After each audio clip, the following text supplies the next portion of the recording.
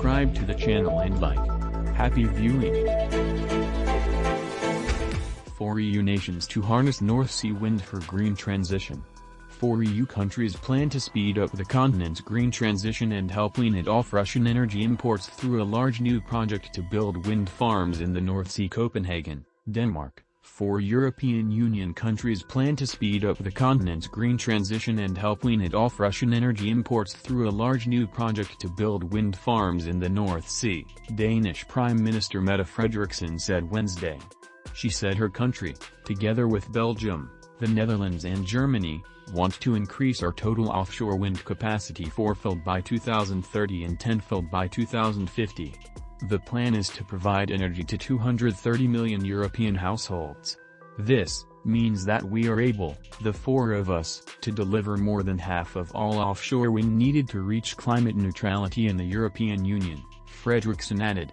She spoke at an event in Esbjerg, 260 kilometers, 162 miles, west of Copenhagen, attended by German Chancellor Olaf Scholz, Dutch Prime Minister Mark Rutte, Belgian Prime Minister Alexander De Croo, and European Commission President Ursula von der Leyen. Scholz said the scale of the project will be of an unimaginable order. The North Sea is the place where, with the offshore wind parks, we can produce electricity on a large scale, in the large quantities we need, and can already do that today in a way that it is economical, he said. The new wind farms will be built along the 4 countries' North Sea coasts. Frederiksen said the project would help address the challenges posed by Russia's war against Ukraine and climate change, both which, she said, affect the European economy and the safety of our peoples. Von der Leyen, who earlier in the day presented an EU-wide energy package in Brussels, said the war in Ukraine highlights the risks we have taken to be too dependent on Russian fossil fuels.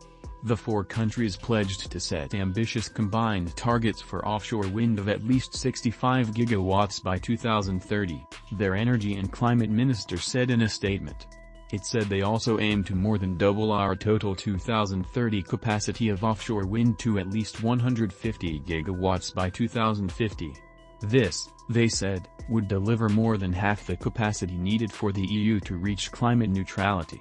In Brussels, the European Commission moved Wednesday to jumpstart plans for the whole 27-nation EU to abandon Russian energy amid the Kremlin's war in Ukraine.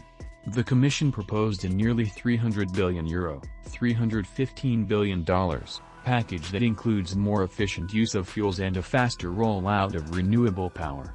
The investment initiative by the EU's executive arm is meant to help the bloc start weaning itself off Russian fossil fuels this year. The goal is to deprive Russia, the EU's main supplier of oil, natural gas and coal, of tens of billions in revenue and strengthen EU climate policies. We are taking our ambition to yet another level to make sure that we become independent from Russian fossil fuels as quickly as possible, von der Leyen said in Brussels when announcing the package, dubbed REPowerEU. The EU has pledged to reduce carbon dioxide emissions by 55% compared with 1990 levels by 2030, and to get to net zero emissions by 2050.